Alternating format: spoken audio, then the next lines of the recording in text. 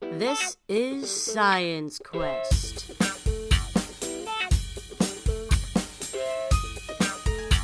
With your host, Jed Allen Frills.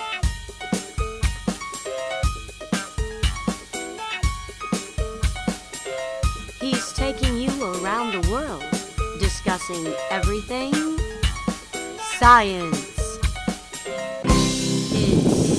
Hi, I'm Jed Allen Frills, and thanks for joining us today on Science Quest. Today we're in the Biloxi Riverbed in Glen Rose, Texas, and we're going to talk to you all about evolution. That's right, evolution, that big controversy that's out there about how old is the Earth? How old is man? How did the Earth evolve to get to be what it is today? Now here's why we're down in the riverbed. One of the things we're going to talk about is dinosaur tracks. So let's take a look at what appears to be just a normal riverbed. And in this riverbed, we see lots of things that could be dinosaur tracks. Now, there's two ways to make dinosaur tracks. A dinosaur might have stepped and made an impression in the mud and it solidified. Or we might have had what's called a reverse track.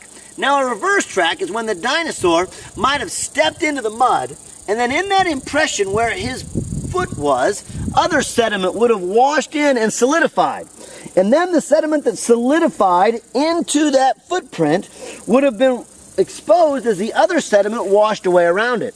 We've got an even better footprint over here. This footprint has been eroded somewhat by the Biloxi River, but you can still see the rear of the footprint, and you can see the toes that would have been sticking out on the footprint. So this is a reverse track. So here in the Biloxi Riverbed, we have regular tracks, and then we have reverse tracks. Now, if we take a look at these inverse tracks, in the same layer, we're standing on a ledge that's very controversial, because there's a group here that has discovered what they believe are two sets of man tracks. Some of them inverse and some of them regular. Let's go take a look.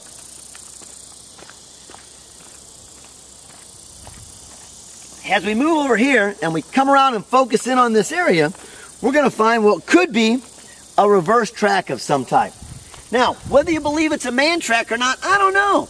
But it's definitely a sediment that has been washed away around it. So this footprint, as some people say, could have been a person stepping here, and then the sediment filled in the foot track, just like the dinosaur track, right next to it, and all of a sudden, years later, it washed away around it.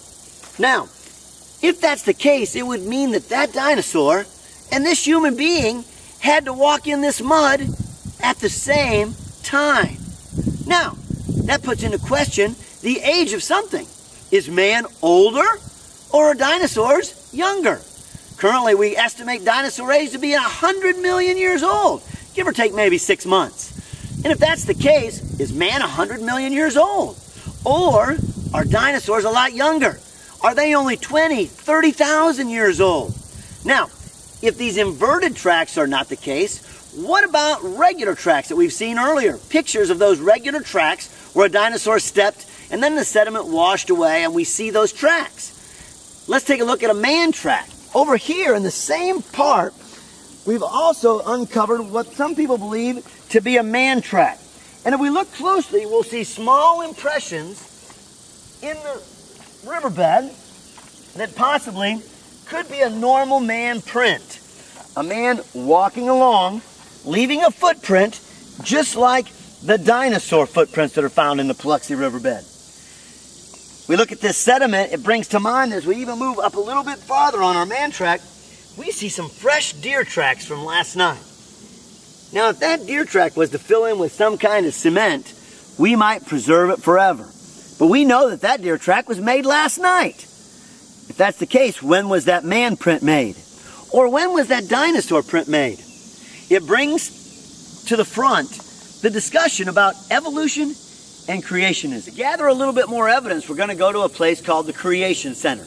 And at the Creation Center, they've got their view of this whole situation.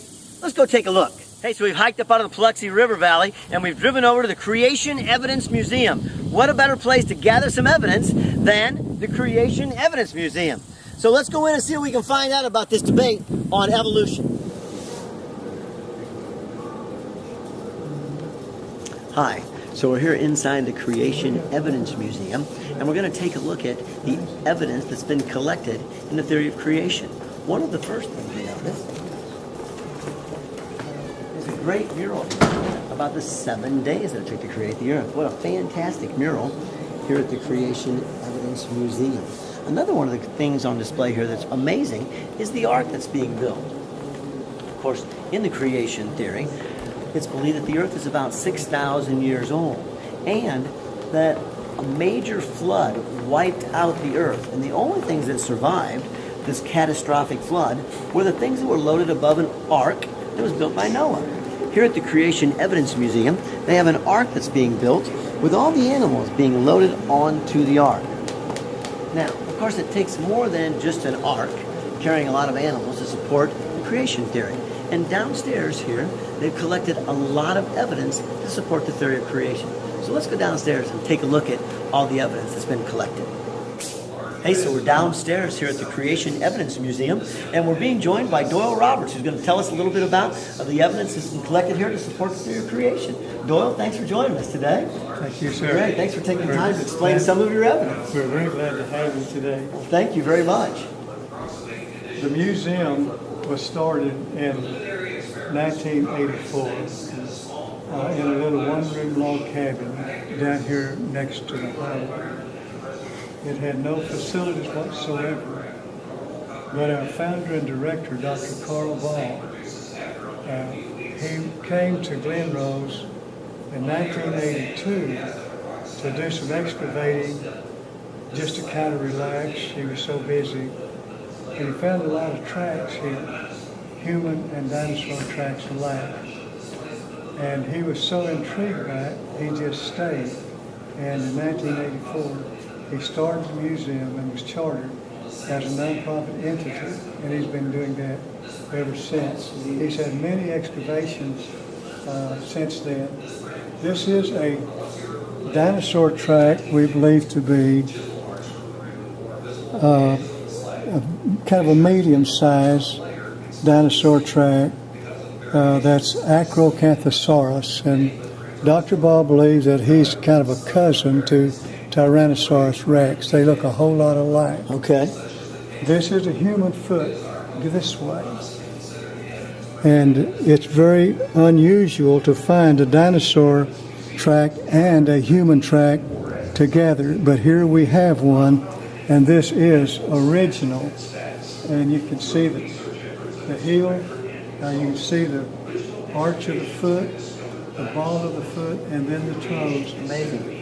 And that's very, very amazing. And this crustaceous rock here is an actual rock that was excavated on site someplace. That is the actual rock. That's the actual rock. Wow. I see a lot of other fossils here. What can you tell me about some of them, Doyle? Okay. Now this here is a piece of dinosaur skin here. Okay. It's original. We also have a human finger right there, and Dr. Ball believes that is a finger of about a 10 or 11-year-old girl. Interesting. And that came from south of Glen Rose. Wow, so the same area, in the same layer. Exactly. Neat. And then, of course, on over there you see the hammer. This hammer was totally encased in rock. The only thing that was sticking out was that little piece of wooden handle there, which is beginning to coalify in the internal part of it. And when Dr. Ball got this, he took this to Battelle Laboratories in Ohio. They tore that stone away the way that you see it here, found a man-made hammer attached to that piece of wood coming out of the rock. Encased in crustaceous rock. Encased in it. This is 96.6% iron. Very pure iron. But it has 2.6% chlorine bonded with this iron, and chlorine will not bond with metallic iron in 1 atmosphere pressure. Wow, that's amazing. And we haven't had a greater atmospheric pressure since Noah's flood. Since the flood. Since the flood. And it's very important. Underneath that, of course, it's been scratched. It's bright, like silver, but it's got none in it. Everything was perfect in the past, which we don't have that anymore. This cup was found in a coal mine in the 1940s, I think it was. and it was encased in a clump of coal. Coal supposedly was made millions of years before the first man ever got here, but yet we find a man-made hammer in a coal mine, and it was in the coal itself. And then when you move on over here, this is sandal tracks here. And if you'll zoom in a little bit, you can see little black specks on the bottom of these sandal tracks. And these are very, very important because those little old things were the beginning of life according to the theory of evolution, which we don't believe that. But man didn't come along for millions of years later, but he stepped on one of these. Interesting. So there's something wrong with somebody's theory somewhere. Sure. We're so glad for what we have here in the museum. These cups here are very, very important because these were made in 1200 AD. And over here, you see a baby dinosaur for a handle, and the mouth is clamped to the top of the cup. And over here is a frog for a handle. And it seems to me like that if they could make the dinosaur, they would have to see it. But since if they couldn't see anything, how could they make it? Interesting. So it's very interesting.